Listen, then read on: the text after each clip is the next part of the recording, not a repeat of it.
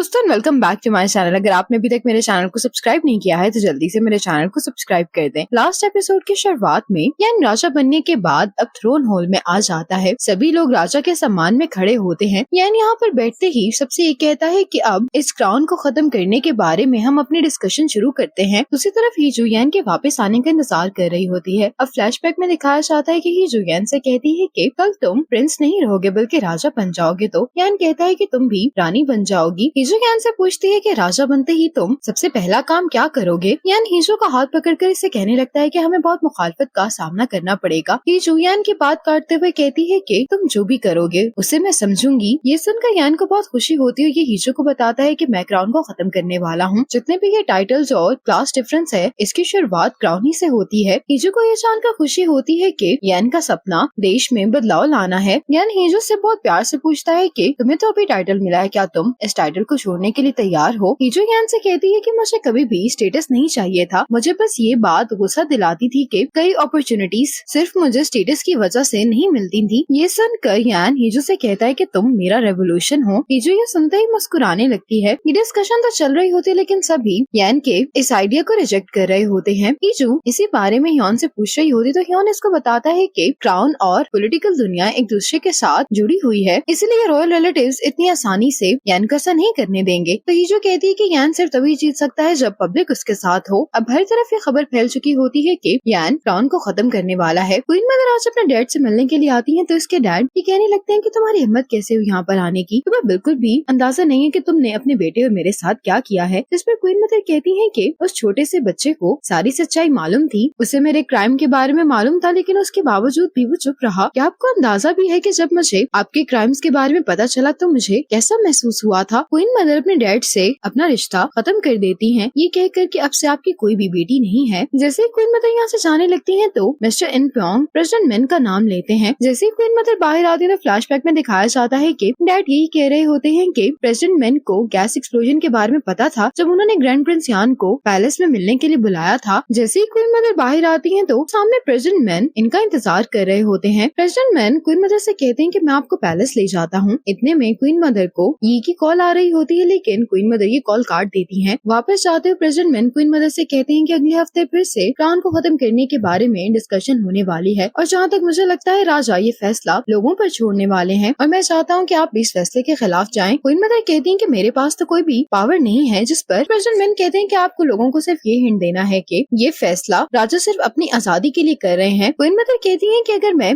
ऐसा ना करूँ तो फिर तो प्रेसिडेंट मेन कहते हैं कि क्या आप अपने इकलौते बेटे को अपने डैड की तरह क्रिमिनल देखना चाहती हैं। आज हीजू आकर यान को बताती है कि प्रेसिडेंट मेन ने पैलेस का बजट रोक दिया है। अभी सब लोग इसी प्रॉब्लम को लेकर बात कर रहे होते हैं तो हीजू ह्योन से पूछती है कि सबसे मुश्किल काम क्या है अभी के लिए। तो ह्योन कहता है कि पैलेस अटेंडेंट्स की सैलरीज और असल में रॉयल फाइनेंसेस क्वीन की पावर्स के अंदर आते होते हैं, इसलिए ये सब हीजू को हैंडल करना है। तो हीजू बहुत कॉन्फिडेंटली कहती है कि ये तो मसले वाली बात ही नहीं है। यान हीजू से कहता है कि तो क्या तुम अपने पैसे क्राउन को डोनेट कर दोगी। हीजू कहती है कि अमीर इन लॉज होने का फायदा ही क्या है अगर आप उनका पैसा इस्तेमाल ना कर सकें। हीजू बजट देखना चाह रही होती है लेकिन यान इसको मना कर देता है कि ये आइडिया अच्छा नहीं है। लेकिन हीजू फिर भी यान की बात को इग्नोर करके बजट को देखने लगती है। जब प्रेसिडेंट मेन का सेक्रेटरी इनके पास आता है तो प्रेसिडेंट मेन बहुत खुश दिखाई दे रहे होते हैं। कहते हैं कि क्राउन तो आजकल बहुत मुश्किल में चल रहा है। जिस पर इनका सेक्रेटरी कहता है कि ऐसी कोई बात नहीं है, पैलेस ने अगले हाफ की फंडिंग को भी रिजेक्ट कर दिया है। तो प्रेसिडेंट मेन कहते हैं कि ऐसे तो पैलेस चल ही नहीं सकता। जिस पर सेक्रेटरी कहते हैं कि कैसल ग्रुप ने क्राउन को एक बहुत बड़ी डोनेशन की है और ये डोनेशन पैलेस के एनुअल बजट से भी ज्यादा है। ये सुनकर प्रेसिडेंट मेन को बहुत गुस्सा आ जाता है। अब हीजू को अपने घर से कॉल आती है तो ये फौरन ही अपनी फैमिली से मिलने के लिए आ जाती है। हीजू ये सुनकर बहुत शॉक होती है कि इसने क्राउन को जो डोनेशन की होती है उसके लिए एक इन्वेस्टिगेशन करवाई जा रही होती है कि हीजू ने इलीगली कंपनी के पैसों का इस्तेमाल किया है। हीजू कहती है कि अटैक मुझ पर किया गया है इसलिए इसको मैं हैंडल कर लूंगी, लेकिन डैड हीजू को मना कर रहे होते हैं। तो हीजू कहती है कि ये सब कुछ सिर्फ यान को रोकने के लिए किया जा रहा है। हीजू बहुत ही गुस्से में दिखाई दे रही होती तो ये दायोंग से कहती है कि क्या तुम ये चेक करके मुझे बता सकती हो कि इन्वेस्टिगेशन को कौन लीड कर रहा है। अब चूंकि इन्वेस्टिगेशन में क्वेश्चनिंग होने वाली होती है तो तेजू पहली दफा खुद ही कहता है कि डैड की तबीयत तो ठीक नहीं रहती इसलिए क्वेश्चनिंग के लिए मैं चला जाऊंगा। जिस पर दायोंग बहुत ज्यादा हैरान हो रही होती है और डैड को भी ये सुनकर खुशी होती है। कहते हैं कि लास्ट टाइम की मीडिया प्रेस इतनी बुरी साबित नहीं हुई। अब हीजू जब यहाँ से वापस जा रही होती है तो डैड तेजू से कहते हैं कि तुम हीजू को पैलेस वापस छोड़कर आओ। जिस पर तेजू भी बहुत ज्यादा हैरान होता है तो डैड हीजू से कहते हैं कि तुम तुम्हें अकेले बाहर नहीं जाना चाहिए। ये सुनकर हीजू भी बहुत ज्यादा हैरान दिखाई दे रही होती है। तेजू हीजू को जब पैलेस लेकर आता है तो हीजू इसे कहती है कि कैसल ब्यूटी की इन्वेस्टिगेशन टीम को हैंडल करना इतना आसान नहीं है, इसलिए अगर तुम्हें मेरी मदद की जरूरत हो तो तुम मुझे बता देना। ये सुनकर तेजू को अच्छा लगता है। ये हीजू से कहता है कि क्या तुम्हें मेरी चिंता हो रही है? तो हीजू फौरन से इनकार करते हुए कहती है कि मुझे भला तुम्हारी चिंता क्यों होगी? तो तेजू कहता है कि तुम चिंता नहीं करो, मुझे बहुत एक्सपीरियंस है। हीजू कहती है कि भाई अब से मैं थोड़ा पोलाइट होने की कोशिश करूंगी। भाई का लफ्ज सुनकर तेजू तो बहुत ही ज्यादा हैरान हो जाता है। हीजू जल्दी से यहाँ से भाग जाती है। अब हीजू जैसे ही यान के पास आती तो यानी से पूछता है कि तुम्हें क्या हुआ है? तो हीजू कहती है कि आज मैं बहुत थक गई हूँ। हीजू यान को बताती कि आज मैं अपने डैड से मिलने के लिए गई थी। तो यानी से पूछता है क्यों? हीजू कहती है कि प्रोसिक्यूटर्स कैसल ग्रुप में इन्वेस्टिगेशन करने वाले हैं। ये सुनकर यान को गुस्सा आता, लेकिन हीजू से कहती है कि तुम पहले मेरी बात सुनो। ये सब बताने लगती है कि मेरे डैड ने मुझसे कहा कि मुझे इस सब में नहीं पढ़ना चाहिए, लेकिन साथ ही तेजू ने खुद कहा कि डैड की जगह क्वेश्चनिंग के लिए वो जाएगा। हीजू कहती कि ये सब कुछ बहुत अनोइंग है, वो भला इस बार गुस्सा क्यों नहीं हुए? अगर ऐसा होता तो सब कुछ इतना ऑकवर्ड नहीं लगता मुझे। यान हीजू से कुछ कहने वाला होता है, लेकिन हीजू कहती है कि पर ये मुझे इतना बुरा भी नहीं लगा। हीजू यान से कहती कि तुम्हें भी मेरे लिए यही करना चाहिए कि तुम जो करना चाहते हो उस पर कॉन्फिडेंट रहो ताकि मैं रिलैक्स महसूस कर सकूं। ये सुनकर यान मुस्कुराने लगता है। हीजू के हाथ पर किस करने के बाद इससे कहता है कि मैं ऐसा ही करूंगा। क्वीन मदर यी के साथ होती है तो इन्हें प्रेसिडेंट मेन की बात याद आती है। असल में प्रेसिडेंट मेन ने क्वीन मदर से ये कहा होता है कि अगर आपने मेरी बात नहीं मानी तो यी को भी सजा हो जाएगी, क्योंकि क्वीन मदर ने आखिरी राजा की विल को जला दिया था। क्वीन मदर कहती है कि मुझे नहीं मालूम कि तुम किस बारे में बात कर रहे हो, लेकिन प्रेसिडेंट मेन कहते हैं कि तुम्हारे बेटे को हिस्ट्री एक रॉयल और राजा की तरह याद नहीं रखेगी, बल्कि सिर्फ एक क्रिमिनल के तौर पर याद रखेगी, वो भी हमेशा के लिए। क्वीन मदर कहती है कि तुम्हारी हिम्मत कैसे हुई? तो प्रेसिडेंट मेन कहते हैं कि सिर्फ इस क्राउन को बचाने के लिए मैं अब तक चुप था। जिसमें क्वीन मदर कहती है कि अगर तुम्हें क्राउन की इतनी ही परवाह है तो फिर तुमने यान को मारने की कोशिश क्यों की? जिसपे प्रेसिडेंट मेन कहते हैं कि मुझे जो भी जरूरी लगेगा टाइम के लिहाज से वो मैं करूंगा। आज तेजू इन्वेस्टिगेशन के लिए आ गया होता है। हीजू जब बाहर आ रही होती है तो ये क्वीन मदर को ये के साथ देखती है। योन ये देखकर कहता है कि आज क्वीन मदर बाहर है, ये हैरानी की बात है। तो हीजू कहती है कि तुम ऐसा क्यों कह रहे हो? योन कहता है कि जब से मिस्टर इनप्योंग को सजा हुई है तो क्वीन मदर बहुत कम ही अपने क्वार्टर से बाहर आती हैं, क्योंकि उनके लिए कोर्ट अटेंडेंट्स और स्टाफ को फेस करना बहुत मुश्किल है। रात में हीजू क्वीन मदर से मदद मांगने के लिए आती है। हीजू कहती है कि रॉयल फैमिली अभी भी आपकी बात मानेगी। हीजू के जाने के बाद क्वीन मदर प्रेसिडेंट मेन को कॉल करती है और प्रेसिडेंट मेन बहुत खुश दिखाई दे रहे होते हैं। कहते हैं कि तुमने बिल्कुल सही फैसला किया है। आज यान ने रॉयल मेंबर्स और कैबिनेट को मीटिंग के लिए बुलाया होता है, जिसमें यान ने दोनों पार्टीज की ही रिक्वेस्ट को रिव्यू किया होता है और ये कहने लगता है कि कॉन्स्टिट्यूशन में ये लिखा हुआ है कि सब लोग बराबर हैं, लेकिन फिर भी रॉयल मेंबर्स को प्रिविलेज मिलता है और उन्हें प्रोटेक्ट किया जाता है, और क्राउन की वजह से ही क्लास डिफरेंस हमारी कंट्री में एग्जिस्ट करता है। लोग अपने फायदे के लिए अपने स्टेटस का फायदा उठाते हैं, इक्वालिटी तो कहीं है ही नहीं। और जहाँ तक बात रही क्राउन को प्रोटेक्ट करने की, तो आप सब लोग ना ही क्राउन को प्रोटेक्ट करना चाहते हैं, ना ही इस कंट्री को, बल्कि आपको सिर्फ अपने स्टेटस की परवाह है। तो प्रेसिडेंट मेन कहने लगते हैं कि क्राउन की कंट्रीब्यूशन इस कंट्री के लोगों के लिए सिर्फ पैसों की हद तक नहीं है, बल्कि कल्चर। ये भी अपनी बात कर ही रहे होते हैं कि हीजू यहाँ पर आकर कहने लगती है कि इसी वजह से आपने यान को मारने की कोशिश की है। ये बात सुनकर यान और बाकी सभी लोग बहुत ज्यादा हैरान हो जाते हैं। हीजू कहती है कि यान इतनी पावरफुल मोनार्की को खत्म करने वाला है, इसी डर से तुमने इस नेशन के राजा को मारने की कोशिश की। यान हीजू को रोकने की कोशिश करता है, लेकिन हीजू एक रिकॉर्डिंग यहाँ पर चला देती है। असल में ये कल रात की क्वीन मदर और प्रेसिडेंट मेन की बात होती है, जिसमें प्रेसिडेंट मेन ने क्वीन मदर को यी का नाम लेकर धमकी दी थी। और फ्लैशबैक में दिखाया जाता है कि जब हीजू ने ये रिकॉर्डिंग पहली बार सुनी थी तो उसे बहुत दुख हुआ था ये जानकर के प्रेसिडेंट मेन जिस पर वो इतना भरोसा करती है उसकी सच्चाई ये है। असल में जब क्वीन मदर को यी की कॉल आ रही थी, तभी उस कॉल को काटने के बाद क्वीन मदर ने रिकॉर्डिंग ऑन कर ली थी। क्वीन मदर ने हीजू से सिर्फ ये कहा था कि अगर प्रेसिडेंट मेन को कोई गिरा सकता है तो वो तुम हो, क्योंकि तुम्हारे ऐसा करने पर प्रेसिडेंट मेन को बहुत दुख होने वाला है। यह ना बहुत गुस्से में प्रेसिडेंट मेन से पूछता है कि क्या ये सच है, लेकिन प्रेसिडेंट मेन जवाब नहीं दे रहे होते तो कैबिनेट मेंबर्स बोलने लगते हैं कि हम पहले इन्वेस्टिगेशन करवा लेते हैं। तो यान कहता है कि पहली बात तो मैंने प्रेसिडेंट मेन से पूछा है, और अगर किसी ने प्रेसिडेंट मेन को डिफेंड करने की कोशिश की तो उसे भी साथी समझकर हीजू जब यहाँ से बाहर आ रही होती है तो ये यान को प्रोटेक्ट करने के लिए कहती है। इसी मोमेंट पर एपिसोड 12 का पार्ट 1 खत्म हो जाता है।